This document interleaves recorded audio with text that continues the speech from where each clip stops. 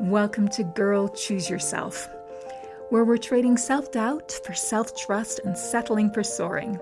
I'm Emer Zone, your host, and together we're building the confidence to create lives so deliciously bold that they scare us a little, but in the best possible way. Because life's too precious to stay cozy in our comfort zones. It's time to choose ourselves for lives that are fabulous and soulfully fulfilling. So let's go. Hi, welcome to this episode of Girl Choose Yourself. And today I'm dropping in with a short, very intentional episode. There's no guest, there's no teaching, just really a reflection and an invitation to a choice, I guess. So over the next 6 weeks, this podcast is going quiet. And not because anything's wrong, but because I'm honoring the rhythm of my life right now. So this is the last summer for me before my daughter, who is my youngest, I have 3 children, becomes a senior in high school. So it's really on this point, we're at this transition point as a family, as a parent, and she and I are heading off to Scotland together, just the two of us, in a little under 2 weeks. And after that, all 5 of us, my whole family, will head away for a beach holiday together. And that's the first time in a long time when we've managed to get all 5 of us together, because my eldest child is 23 now and just has had other things going on during the summers, and we haven't quite managed to make a summer holiday happen for a while, all together at least. So that really matters to me. And when you know what matters most, your decisions come a lot easier. They kind of flow more naturally. You don't have to debate or to justify. You just know. You know in your core.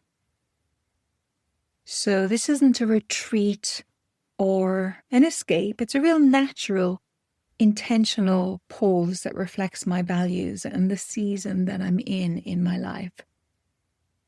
And I think it made me think about how easy it is for me, for us, for many people to forget that we're allowed to live that way, to really trust yourself about the decisions that you're making. And I found in the past that I really absorbed this idea that I need to be constantly on and productive. And if you're not really feeding the algorithm like it's some beast, you're somehow falling behind, you're not doing enough, which means obviously that you couldn't possibly be enough. And the older I get, the more I understand. And I know deep within me that confidence is not about volume or being the loudest or visibility or performance. It's really about integrity, deep alignment, a real knowing of who you are and what you really care about and what you want. And it's alignment and rhythm, your own rhythm, not the pace that somebody else prescribes and not what you think you should be doing, but the real deeper cadence and rhythm of your life, the one that lets your priorities speak, your priorities, not external priorities or expectations, and lets your energy lead. And that's what I'm listening to right now and really leaning into, and it feels really good. It feels really good. And so for me with the podcast, I know that I will need a break during the year. There was a part of me at the beginning with the podcast, and this is like the 26th episode, and it's a mini episode really. So doing 25 episodes, and I was never really sure, well, how many episodes should be in a season? Should I do an episode every single week for the first year? Is that what your inverted commas supposed to do? And that became a little bit wearing. And I said, no, right now I'm just going to listen in to what feels right for me and for this podcast. And this podcast is called Choose Yourself. It's about listening into that voice and a deep sense of self-trust. And so that's what feels absolutely right for me. And by creating this space, this pause, it feels almost, well, it does feel like sacred and about your own sovereignty. And it holds a lot of power. And I find when I take a little bit of a break from a certain type of work, that it gives me time to expand into that space and get into a very creative mode of being, and to really deeply reflect on what I've created so far and what's coming next, and to get really excited about that. And that's where I feel that I am right now. And so maybe for you, you're in a similar situation. Maybe you've been staying in motion in some particular area of your life out of habit, or maybe you felt that tug in your gut that something else is calling for your attention. Or maybe you just feel like you need a reset that doesn't need to be explained or excused or delayed or squeezed in somehow. So here's your invitation to really check in with yourself and think about, what season am I in right now? What would change if I honored my own rhythm instead of performing maybe somebody else's version of what's right, the right thing to do, or the right way to be? And what might become possible for me if I gave myself just a little bit more space in my life? Because I think when we stop thinking about the external, when we stop performing and start aligning, everything really shifts. And that's what this podcast is rooted in, not just choosing yourself in big dramatic gestures, but in the small, quiet, honest ways, about being in alignment with what's true to and for you. So, Girl Choose Yourself will return in mid-August, not with some dramatic reinvention, but with presence and whatever's true then. And I'll be recording lots of episodes during that break and have lots of exciting people lined up for great conversations. So before I go, I want to share something with you. It's a poem that I return to often, not as a fix or a prescription, but really as a kind of remembering, like a soft place to land when I've been pushing too hard or trying to force things maybe, or getting a little bit, I don't know, almost hypnotized by the external pace of things and feeling that I somehow have to fall into step with what other people are doing. And I forget that I'm allowed to rest, and that I forget to trust myself, and that my own rhythm and my own voice is what matters most. So this one is called For One Who Is Exhausted, and it's by John O'Donoghue, who you've probably heard me quote before, who I just have all his books and think he was amazing.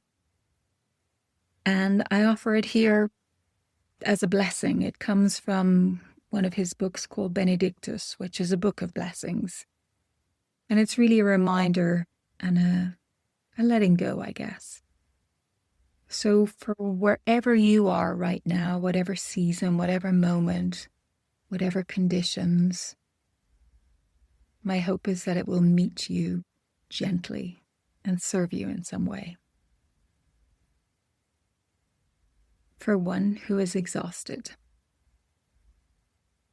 When the rhythm of the heart becomes hectic, time takes on the strain until it breaks.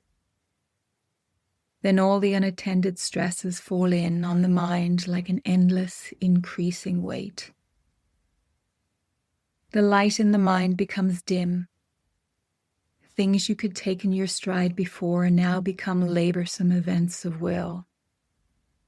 Weariness invades your spirit. Gravity begins falling inside you, dragging down every bone. The tide you never valued has gone out, and you are marooned on unsure ground. Something within you has closed down, and you cannot push yourself back to life. You have been forced to enter empty time. The desire that drove you has relinquished. There is nothing else to do now but rest and patiently learn to receive the self you have forsaken in the race of days. At first, your thinking will darken and sadness take over like listless weather. The flow of unwept tears will frighten you. You have traveled too fast over false ground. Now your soul has come to take you back. Take refuge in your senses. Open up to all the small miracles you rush through. Become inclined to watch the wave rain when it falls slow and free. Imitate the habit of twilight, taking time to open the well of color that fostered the brightness of day. Draw alongside the silence of stone until its calmness can claim you. Be excessively gentle with yourself. Stay clear of those vexed in spirit. Learn to linger around someone of ease who feels they have all the time in the world. Gradually, you will return to yourself, having learned a new respect for your heart and the joy that dwells deep within. Slow time.